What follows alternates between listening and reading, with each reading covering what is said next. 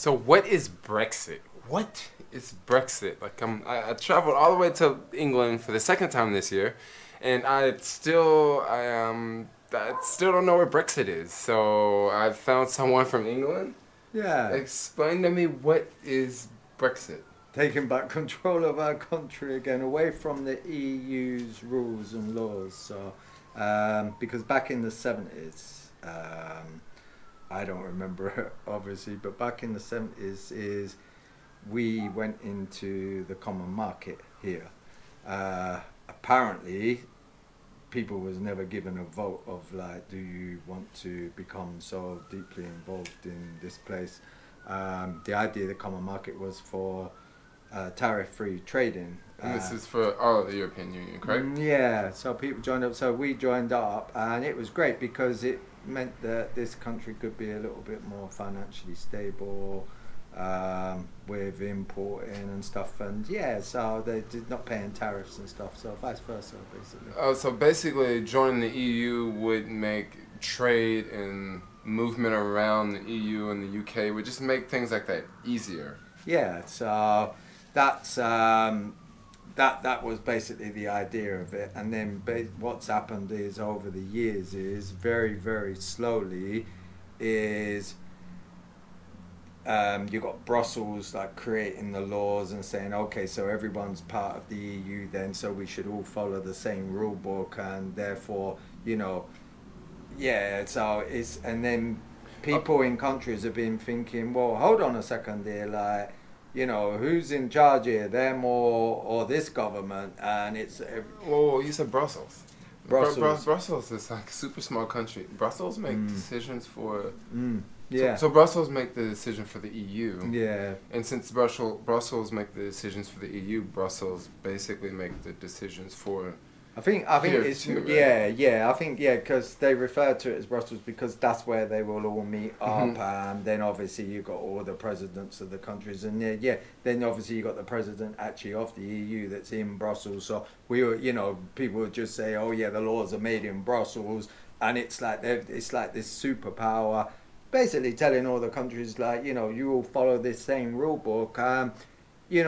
What about the locals in the countries? Like, they make a bit of noise about it, but suddenly it's the same over here. People were making noise and saying, well, hold on a second, there's a lot of things here that, that are being imposed on us that I don't agree with. And, you've always got like a condescending prime minister who's more or less saying, you should learn to tolerate and be tolerant and all that, but you haven't even asked us, do you know what I mean? And yet you're meant to be representing us, and this is why we had a lot of discussions here.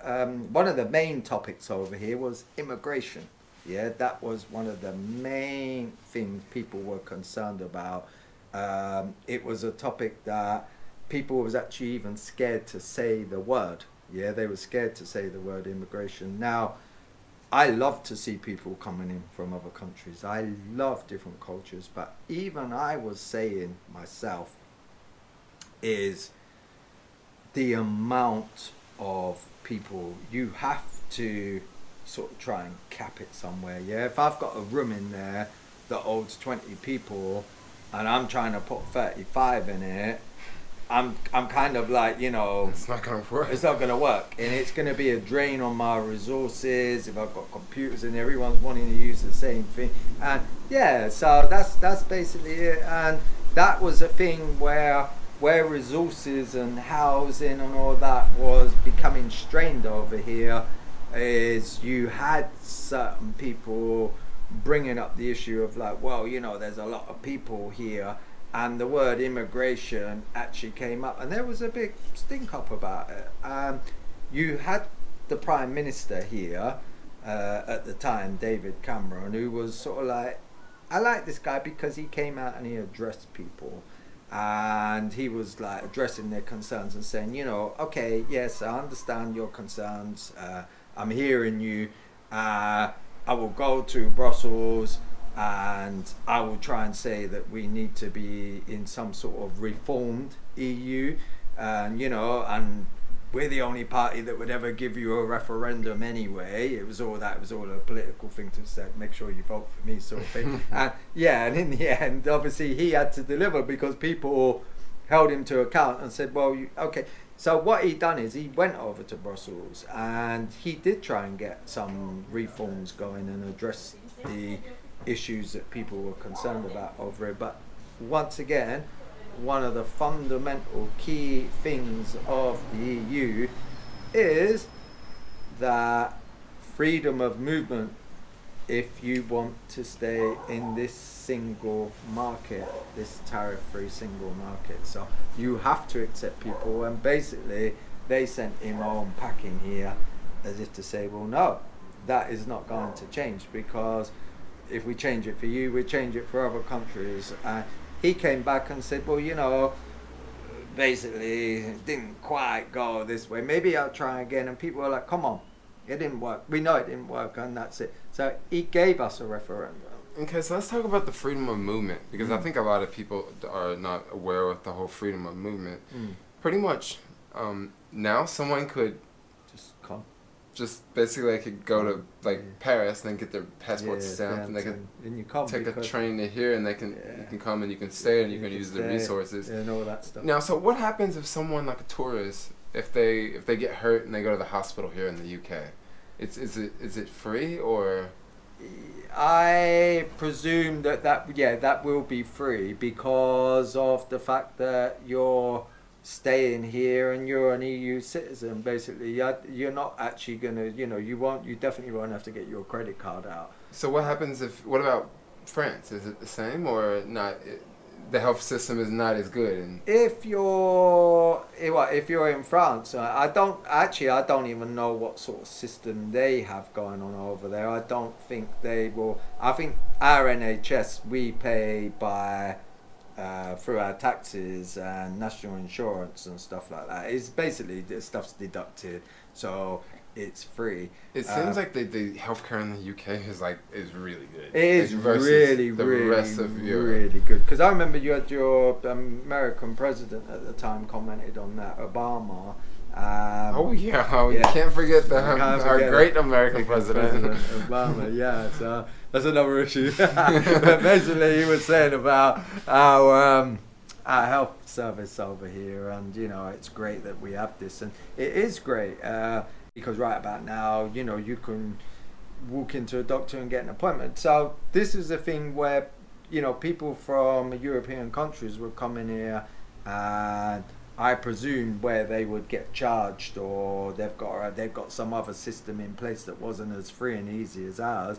They come here and, not saying they came here addressing them as if you bad people, but it's, at the end of the day, it was an issue that people were saying, well, I'm waiting ages to get a doctor's appointment, and yet people are coming over here on temporary stays, and there's a big long queue. So that's a problem. That's a problem. I can see that being a major problem. And another thing about the European Union, not all countries are equal. No. There are some countries that are doing a lot better than other countries. You take a country like Germany versus a country like Latvia.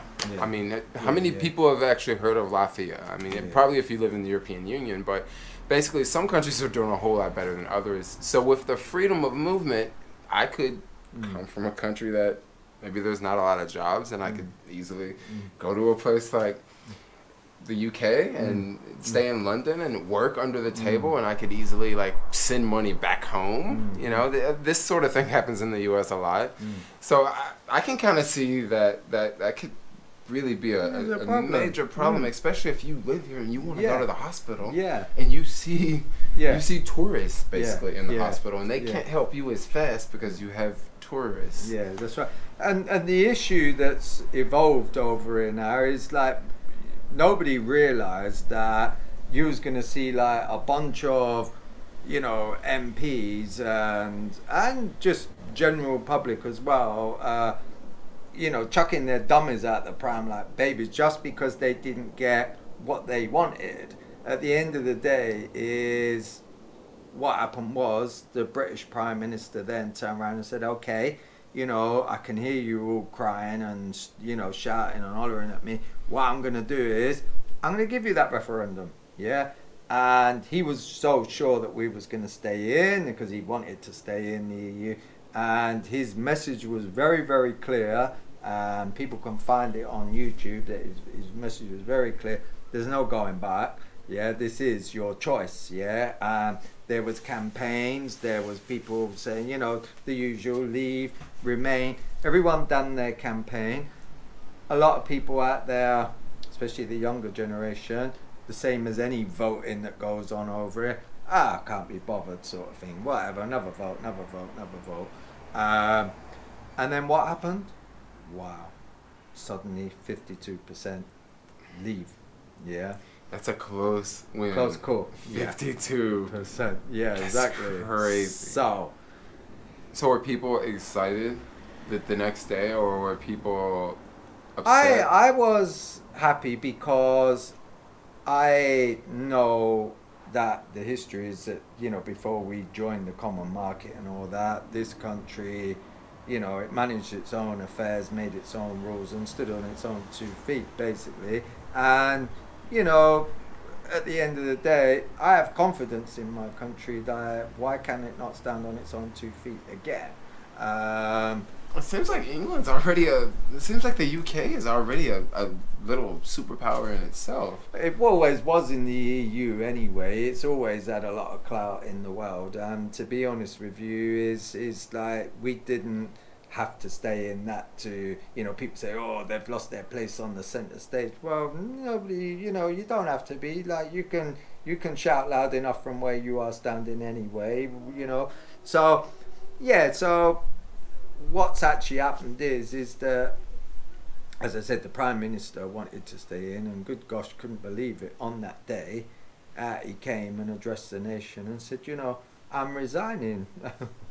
Well, I mean, to be honest with you, you're the Prime Minister, you're the one who gave the people the vote, and yet what? And because it didn't go your way, you're suddenly going to pack your bags and run? Like, you know, the responsible statesman that you are, do you know what I mean? You're supposed to have a plan in place that it could go this way or that way, and what do you do if it goes that way? And, you know, you're so, you know what I mean? That's supposed to be your thing. So, say no more. That's not the British way. You know that. So, and now, of course, you've got people's, like, you know, a lot of the people, the Remainers, we call them the Remainers, well, Remoaners, this is what they're sort of like known as, is because they're saying, yeah, but, you know, the final deal on Brexit, like, there should be another referendum and let the people decide whether they want to accept the deal that the Prime Minister is doing with the EU at the end. Well, in other words, yeah, give us, you know, like, let's, hopefully we can stay in the EU. Well, sorry, no, but you had your vote. You had your opportunity. You cast your vote. If you didn't get what you wanted, that's the same as like when you have a general election for a political party. Mm-hmm. Sometimes someone might say, oh, you know, I want this party. And then they're disgruntled because they're thinking, oh, my party didn't get in. Well, sorry, you know, tough. You can't have another vote, and hopefully you get the one that you want next week. You know, it's still where it goes. So, do you know what I mean? So, and yeah, so obviously all this stuff's being stirred up about, oh yeah, well, people was never given the right information. Then people that voted to leave, like, you know, they had the wool pulled over their eyes and whatever. If you listen, I know what I voted for, and so did the other people. We're not stupid, do you know what I mean? Yeah. So yeah, we wanted to look great for the EU, love the French people, love everyone around the world. However, you don't have to be in a member of their circle, you know, at the end of the day, just to you know, you can have people coming over it, they can set up home, you know, be responsible. If they got a job, are they contributing something to the country, that's fine. And that way then you keep a control on the numbers. If 100 leave, 100 could come. Yeah, you don't have 100 leave and 500 come. Eventually there's going to be no room for anyone, do you know what I mean? And that's basically the issues. Cut a long story short, if ever there was such a thing of, you know, having another referendum just to please people, that are That's saying not going to work. it's not going to work. Because if that's the case, It's always going to be another referendum. you have to have 3 then, because you have to have the best of 3 then, don't you? Yeah, So let's vote for president again. Yeah, you know that for real. So all those that want another referendum, great if you want one, that's fine. But then you're going to have another one as well, because you can't just say, oh well, the latest one, that's the one, because 2 out of 3. Yeah, 3 out of 5. Yeah. It's gonna go on and on. There you go. So that's basically it. So everyone had their chance. So you was all given a chance to go out and cast your vote. For whatever reason, that was the outcome. So stop moaning about it, accept it, and be proud of this country and let it stand on its own 2 feet. And that's awesome. yeah, so great. That's awesome. Thanks a lot, Jay. No, it's just my little take on Brexit anyway. You're giving me a little lesson about the Brexit thing. Yeah, I'm sure under some of the vids you see that will link to mine, I'll probably get no subscribers anymore. So everyone will be hating on me. Don't mean it though. Don't hate on us. No. So we're just having an open discussion about it. So there you go. So so that's pretty awesome. Thanks a lot for watching. Like, comment, subscribing. Peace out. Take care.